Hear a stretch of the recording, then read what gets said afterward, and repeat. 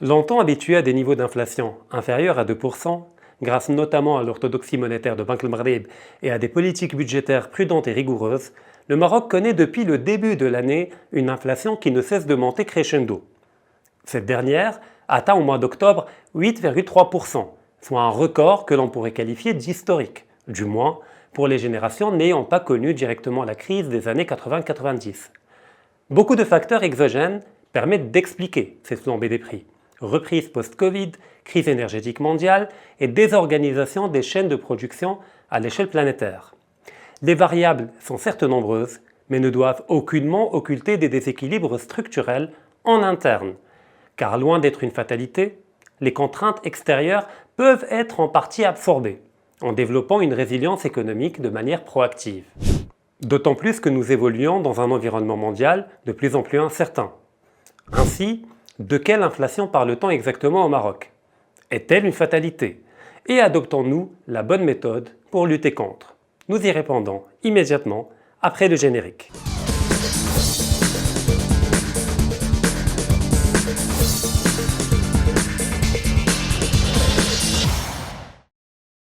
Commençons tout d'abord par une brève définition de l'inflation. L'inflation désigne, pour le dire simplement, une baisse du pouvoir d'achat de la monnaie. Il en résulte tout naturellement une augmentation générale et souvent durable des prix.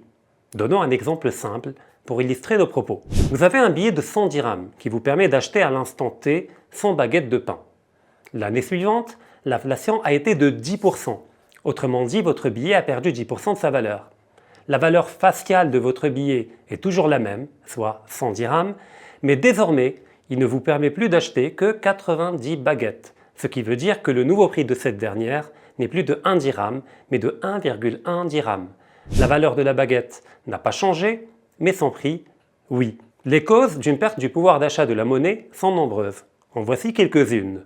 Premièrement, une politique monétaire trop laxiste, qui permet une création monétaire supérieure à la richesse créée. Deuxièmement, une dépréciation du taux de change de la monnaie nationale face aux devises des principaux partenaires économiques dont nous importons des biens économiques.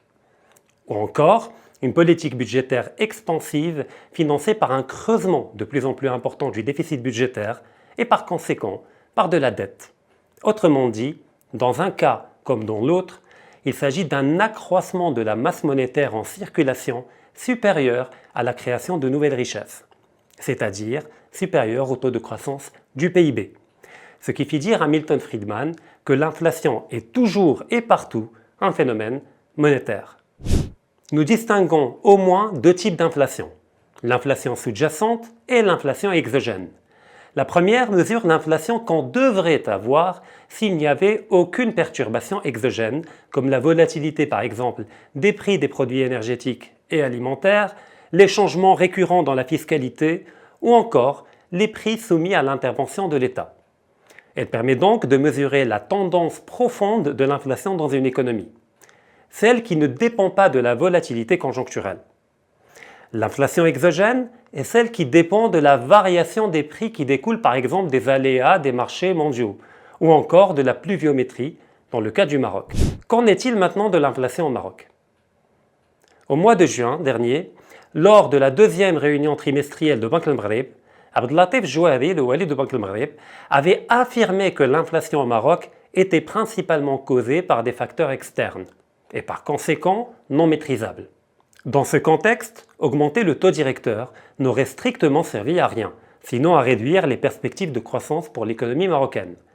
Cependant, 3 mois plus tard, la donne a changé et le wali de Banque el Maghreb décide de relever le taux directeur de 50 points de base pour atteindre 2%. L'argument avancé est celui de l'inflation sous-jacente, qui serait passée de 1,7% en 2021 à 6,3% en 2022.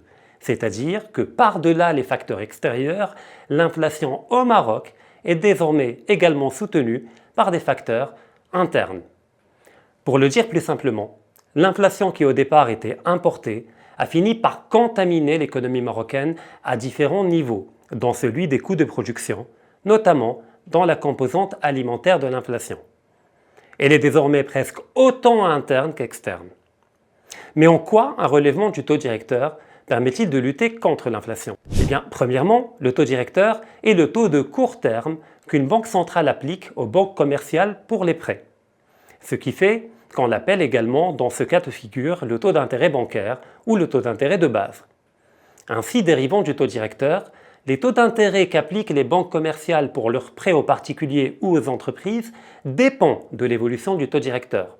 Par conséquent, cet instrument constitue un levier important pour la Banque centrale dans sa politique de maîtrise de l'évolution de la masse monétaire. Autrement dit, quand il y a inflation, la Banque centrale a tendance à augmenter le taux directeur afin de surenchérir les coûts de crédit et réduire la quantité de crédit créé au sein d'une économie, ce qui permet de réduire la quantité de monnaie en circulation et par conséquent le niveau d'inflation. Mais la Banque centrale est-elle la seule à pouvoir lutter contre l'inflation? La réponse est non, car le gouvernement a également un rôle central à jouer. Et dans le cas du Maroc, la situation est particulièrement compliquée, puisque le gouvernement est confronté à un arbitrage ou un choix cornélien. D'un côté, il désire soutenir le pouvoir d'achat des ménages, à travers la compensation des prix de certaines denrées et produits, comme le gaz butane ou les céréales. De l'autre, il désire ne pas aggraver le déficit budgétaire afin de maintenir les équilibres macroéconomiques. Les deux sont difficilement conciliables.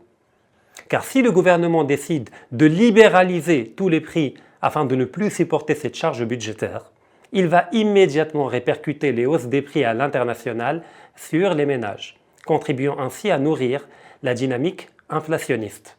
S'il décide au contraire de maintenir une politique d'aide aux ménages et de compensation du prix de certains produits, il risque très fortement d'être amené à creuser davantage le déficit et de nourrir la dette publique. Sans oublier que l'exécutif est tenu également de matérialiser l'ambitieuse politique de généralisation de la sécurité sociale à tous les Marocains. À force de vouloir le beurre et l'argent du beurre, nous risquons de n'avoir ni l'un ni l'autre. Car en attendant, Banque el Maghreb se réserve le droit de procéder à une deuxième augmentation du taux directeur si la situation l'exige. Auquel cas, cela risquerait de se répercuter négativement sur la croissance économique et l'emploi, avec pour horizon le spectre d'une stagflation, à savoir une stagnation économique avec un fort taux de chômage combiné à un niveau élevé d'inflation. Cependant, des pistes existent sur le moyen et le long terme, mais cela réclame la mise en place d'une stratégie proactive visant à accroître la résilience de l'économie marocaine et par conséquent de sa souveraineté, au moins sur deux volets, l'énergétique et l'alimentaire. Il faudra pour cela définir une nouvelle stratégie agricole dont l'objectif serait d'atteindre une autonomie alimentaire au niveau des céréales au moins, mais également une autonomie énergétique en donnant un nouveau souffle à notre transition énergétique, à travers un développement plus rapide et accéléré de l'énergie solaire, de l'énergie nucléaire, mais également, vu le contexte, de notre capacité de raffinage à travers la réactivation et la modernisation de notre unique raffinerie, la Samir. Ainsi, dans un monde de moins en moins prévisible, la résilience et la souveraineté ne sont plus qu'une simple option ou une idée abstraite, mais deviennent un impératif. C'est tout pour aujourd'hui. Je vous donne rendez-vous la semaine prochaine pour un nouvel épisode.